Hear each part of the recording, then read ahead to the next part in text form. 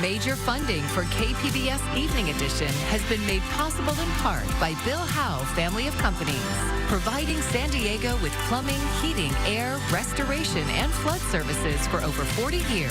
Call 1-800-BILL-HOWE or visit BillHowe.com. And by the Conrad Trebas Foundation, Darlene Marcos Shiley, and by the following.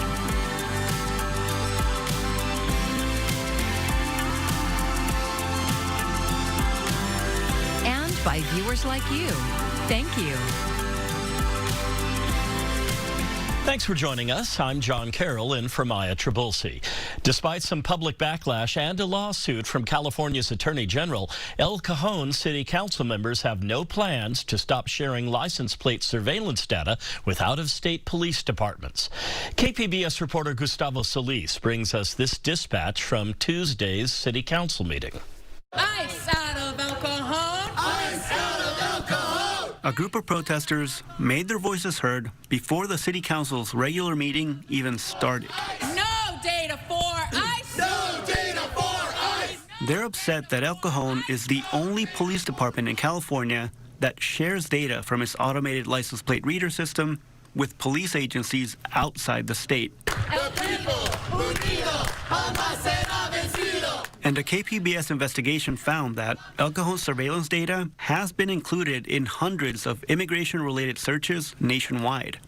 Now, the data is not shared directly with federal agencies. Instead, police departments in other states like Texas, Virginia, and Florida conduct the immigration searches. Yet, council members made it clear on Tuesday that the city will continue to share this data outside of California.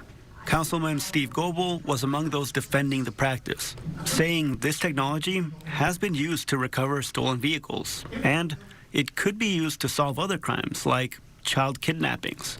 For that reason, for the protection of children,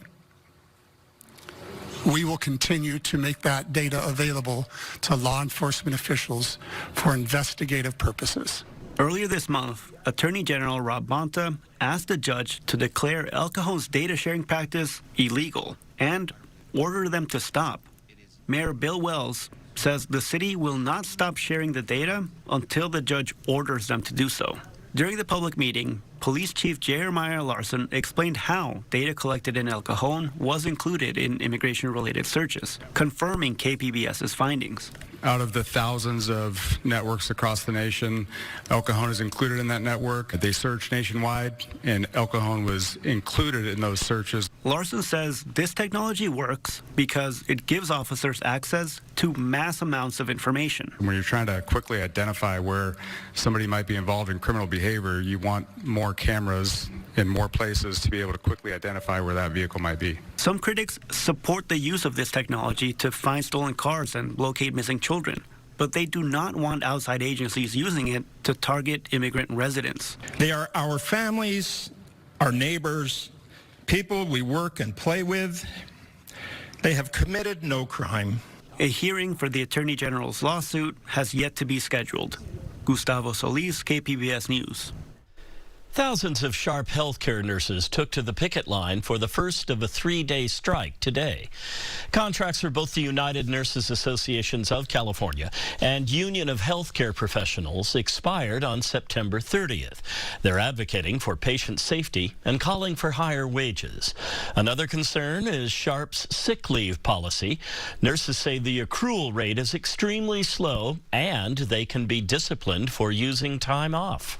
We gain 1 hour for every 30 hours that we work. We feel that that doesn't fit what we need because we come in, we work with sick patients. Our job just in itself puts you at that position. We choose to do it and we do it with love, but we need to have a policy that reflects and protects our patients and our health. In a statement to our media partner, KGTV, Sharp says it provides nurses with the resources for managing sick days and leaves of absence when needed. Sharp also contends that nurses are paid at or above market rate. We are more than 2 weeks into the government shutdown with no end in sight. Thousands of federal workers have been fired from their jobs, while roughly 1.5 million others are furloughed or potentially working without pay. Lee Waldman has the latest on who's being impacted. Government shutdown, everybody focuses on D.C., but when it boils down to the fact, it's us. It's the person that you go to church with. It's the person that you're shopping in the grocery stores with. Tim Wells, chapter president of a labor union representing federal firefighters stationed at military bases around Norfolk, Virginia, says the people he represents are concerned about when their next paycheck will come. We're essential personnel that still have to go to work, still have to go every day. And even though we're not getting paid until the government opens back up. They're not alone. Roughly 1.4 million federal workers are in the same boat, including air traffic controllers. Dan McCabe with the National Air Traffic Controllers Association is worried about the fragility of the already stressed ATC system. This job is very stressful. It is. And they don't need the added stress of wondering when they're going to get paid again. Now, some FAA facilities are reporting issues with staffing shortages, causing delays for travelers. In past shutdowns, government workers received back pay once an agreement to reopen the government was reached. This go-around, that's unclear. A draft Office of Management and Budget memo suggested that furloughed employees wouldn't get paid despite a 2019 law signed by President Trump during his first term that assured federal employees would recoup their lost wages. Lee Waldman, KPBS News. There's a big change at the Registrar of Voters that could make it easier to put things on the ballot. For our Why It Matters segment, Voice of San Diego CEO Scott Lewis says it's a very big deal.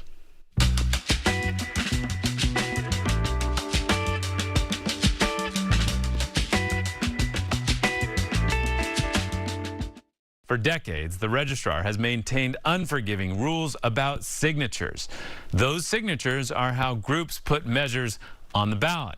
But if someone signing spelled their street name wrong or abbreviated it in an unacceptable way, the registrar would throw out their signatures. Not anymore. Now the registrar has quietly updated its guidance to employees who review those signatures, and that's after a court ruling in May. If the policy had been in place earlier, it's possible several high-profile petitions that failed may have been closer to qualifying. I asked the county if mistakes like simple misspellings or different abbreviations of streets would be accepted now, and here's what they said, quote, if the Registrar of Voters can verify an illegible or misspelled address, the signature can move forward to the signature verification process, provided, however, that all requirements under state law and regulations must be met in order to verify it. That's what a county spokesperson wrote. This is a significant change. There are lawsuits right now over La Jolla's effort to leave the city of San Diego, and this change could impact that. The Association for the City of La Jolla filed a motion arguing that the city was trying to suppress its freedom of speech with a frivolous lawsuit that is unlikely to prevail. That's a hearing that's coming up later this month. Michael Zuquette, the general manager of the largest union of city employees, has lost patience with the city. He worked on an initiative to raise the parcel tax to support parks and libraries, and it came up short in part because of petty misspellings. He said the registrar's staff very helpfully went through each signature that they threw out. Quote, everyone in the room had our mouths on the floor about what they were doing on this issue, he told me.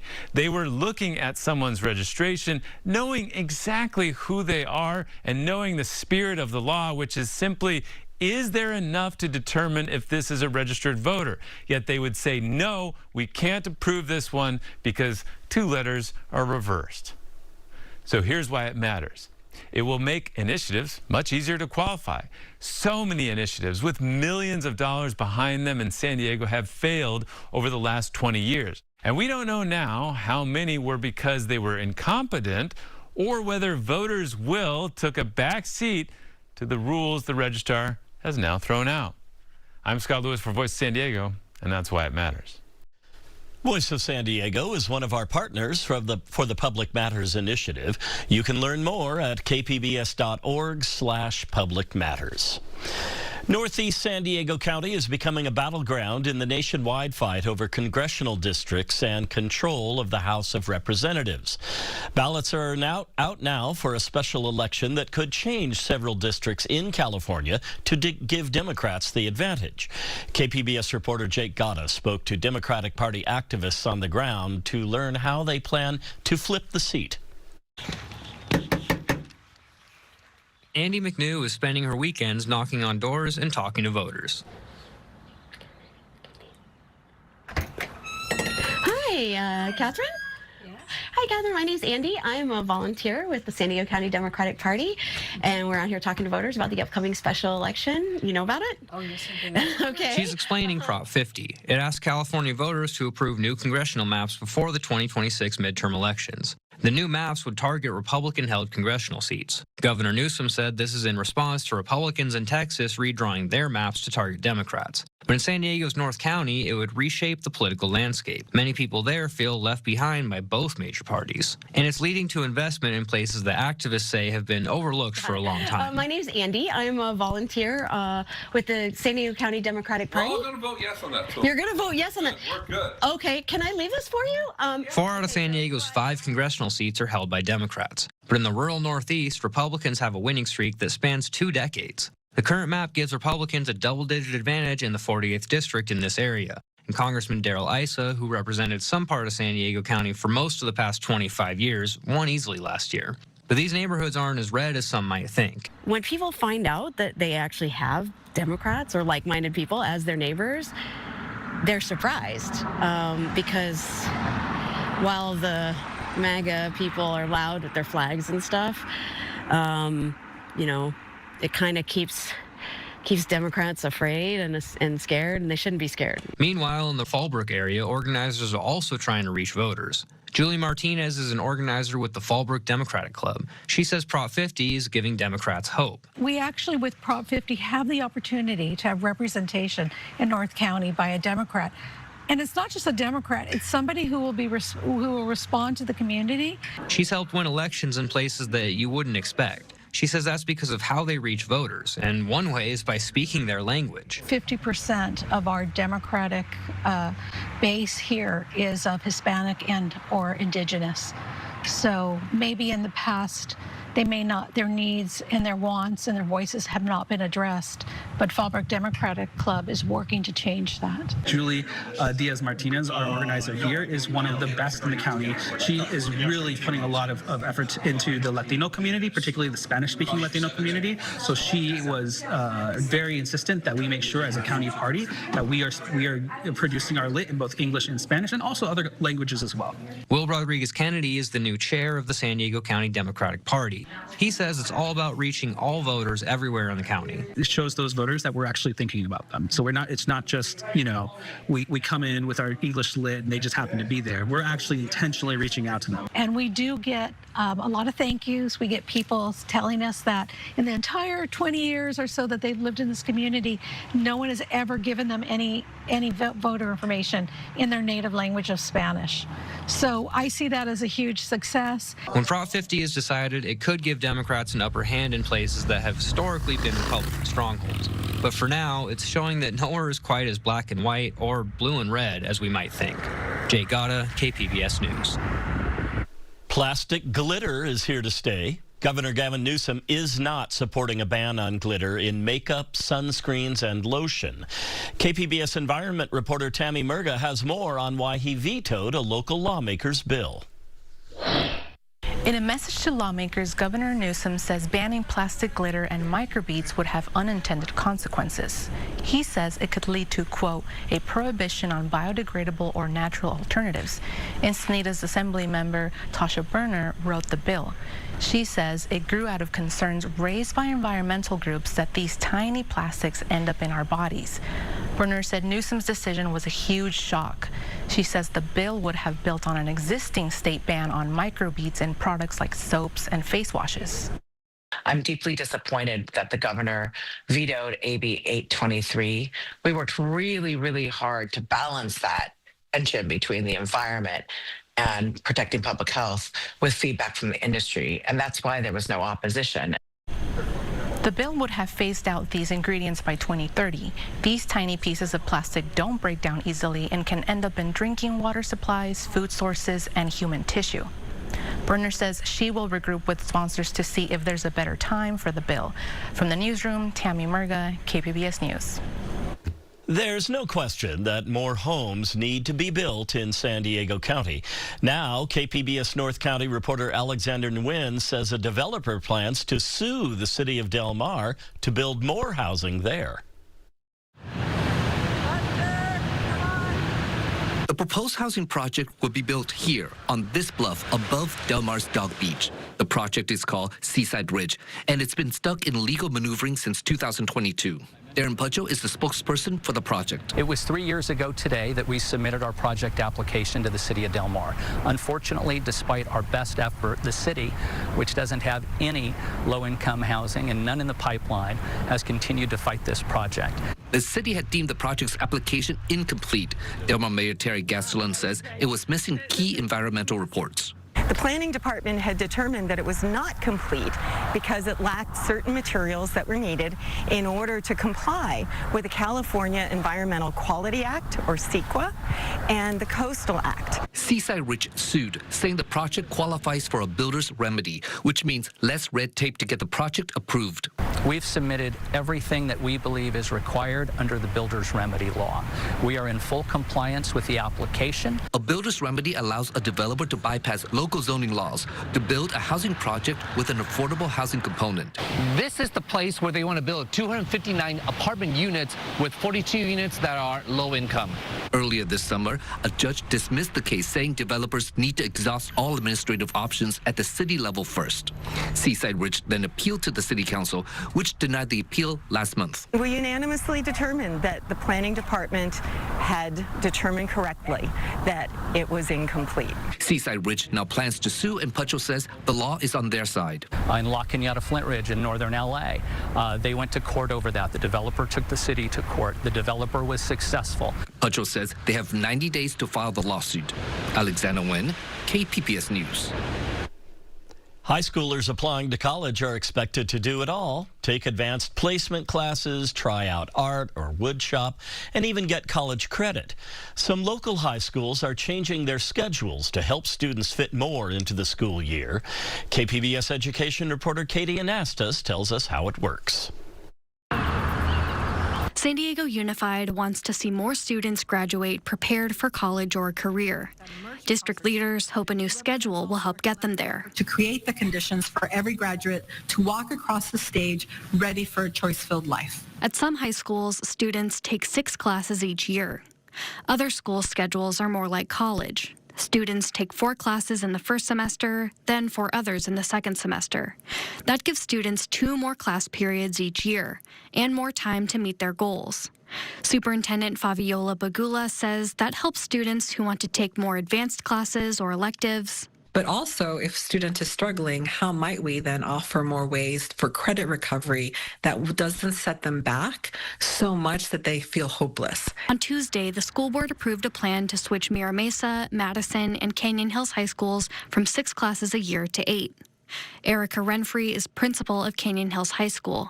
She says the change will give students more opportunities to retake classes they failed during the regular school day. A child that fails multiple classes freshman year already mathematically is running out of time just between graduation and how many courses you can take in summer school. If they get more than a set amount in freshman year, they are not on track to get a diploma. School leaders have been gathering feedback from students, parents, and staff.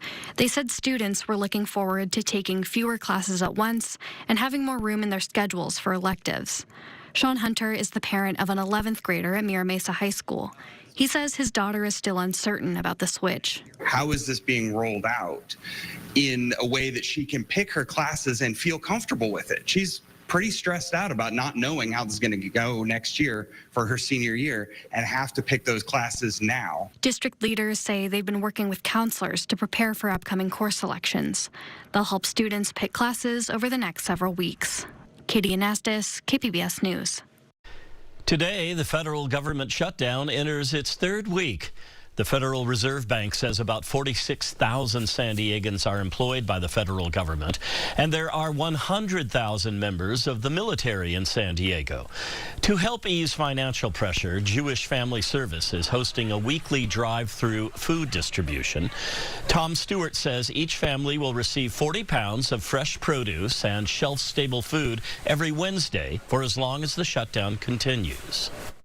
We took our learning from both the first shutdown in 2018 and then all of our support during the COVID-19 pandemic, and realized that we could partner with the Jacobs and Cushman San Diego Food Bank and quickly get an emergency food distribution up and going for our neighbors that are needing a little extra support. Those in need do not need to register. The distributions are happening from 4 to 6 p.m. on Wednesdays at the Jewish Family Service of San Diego campus on Balboa Avenue in Kearny Mesa.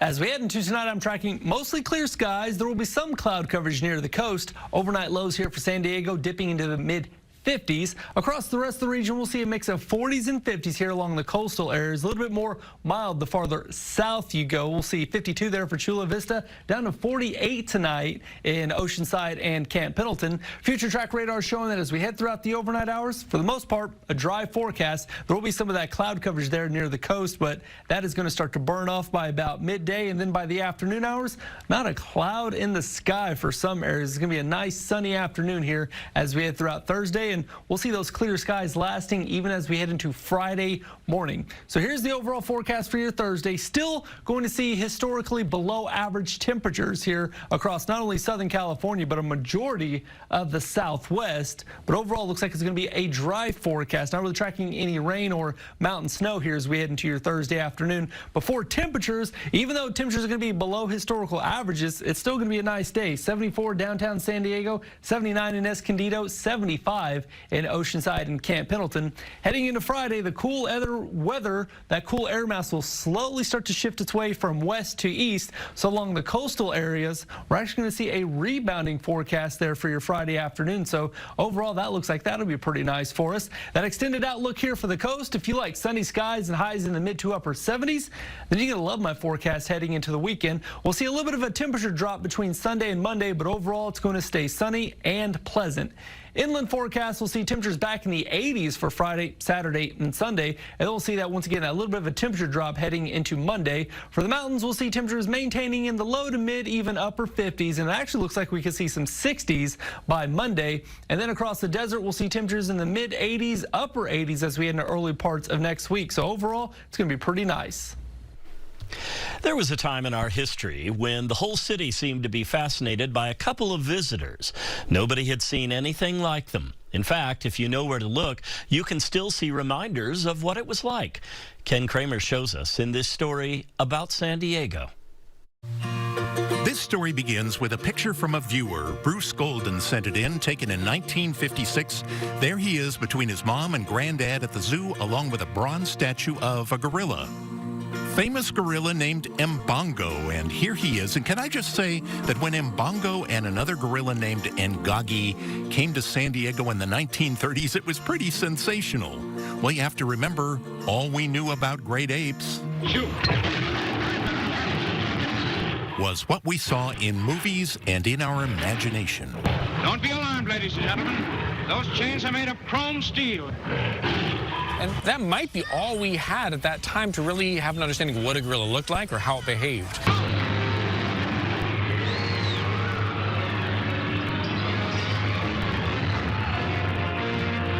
Transport myself back to the 1930s, what information we had available versus now come see one in the flesh.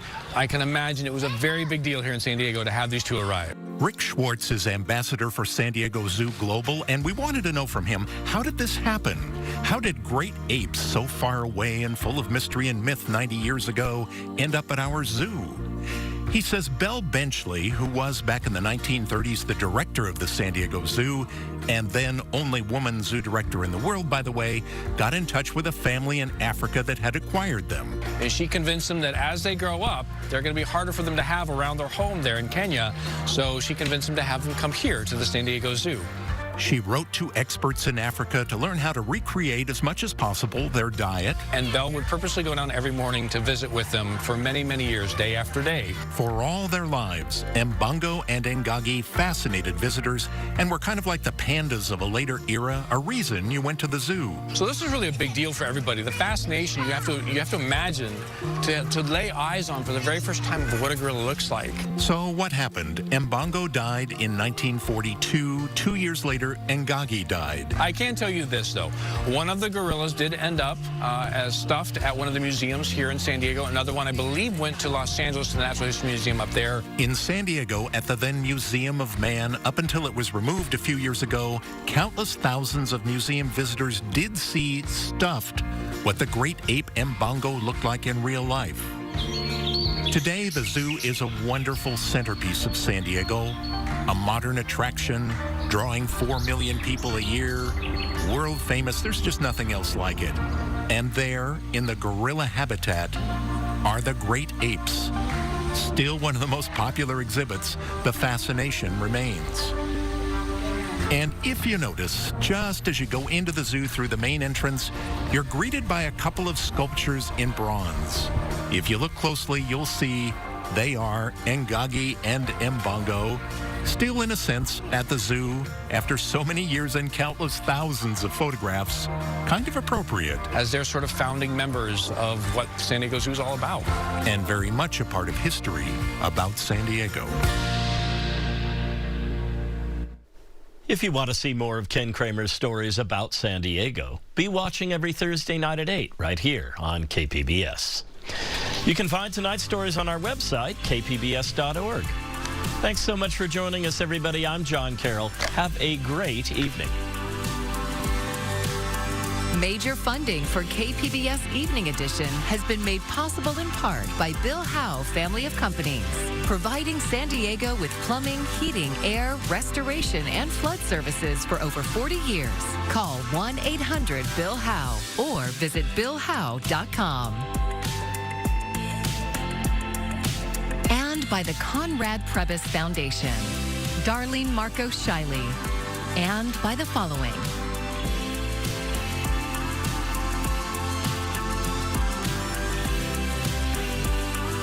And by viewers like you. Thank you.